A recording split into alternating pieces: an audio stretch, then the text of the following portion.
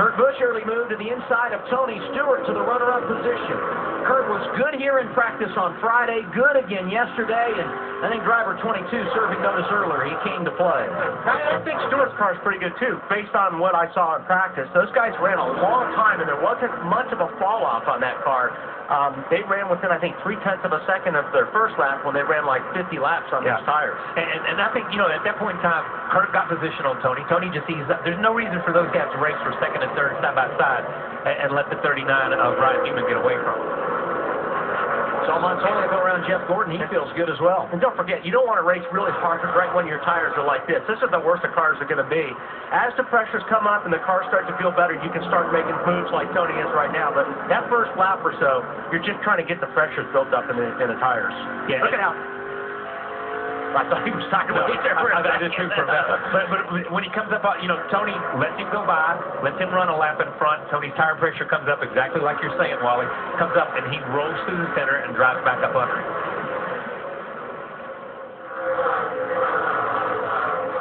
David Ruderman, so good last week at Kentucky, a runner-up finish. He rides fourth in the early going. See Paul Menard in the top 10, and here's Joey Logano, his only Cup win coming here at New Hampshire, and he's working over Martin Truex Jr. inside the top 15. We talked about it earlier. I mean, as we were talking about the race, you've got to make something happen in these first few laps. When you've got good tires, the pressure comes up. About the third or fourth lap is really your best laps on these new tires. As the pressure comes up, you get the good out of them, then they begin to fall off, and you just settle in. So these guys are making some moves early in the run where before they wouldn't. And you see the 31 now. 31, I think, gets a little sideways here and probably gets tagged. But he's been struggling. I've been watching him since they threw the green flag. The 31 pressures are not coming up as fast as he likes it. He has his hands full for the first 5 laps. Looks like everybody else's car is working better fast. A lot better fast. And I don't think Juan got into him right there. I think Juan just kind of got up, and as he drifted out, he got a little free, and Juan already had position on him.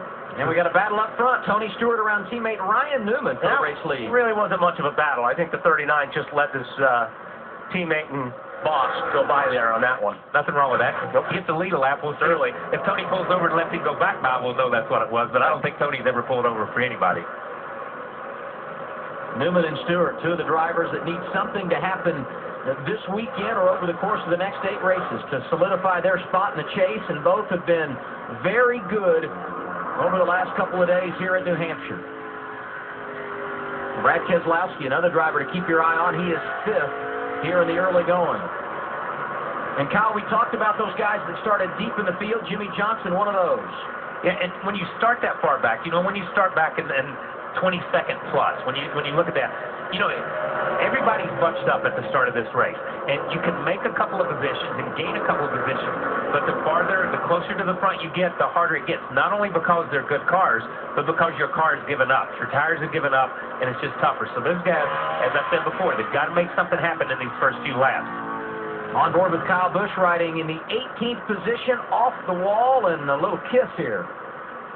And really, this is pretty much normal for the AT car. He pretty much does that at least once a race.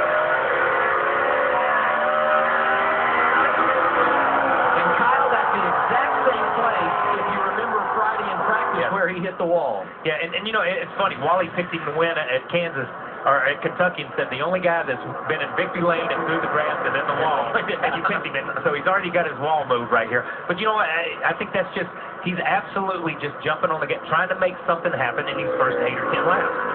Tony Stewart started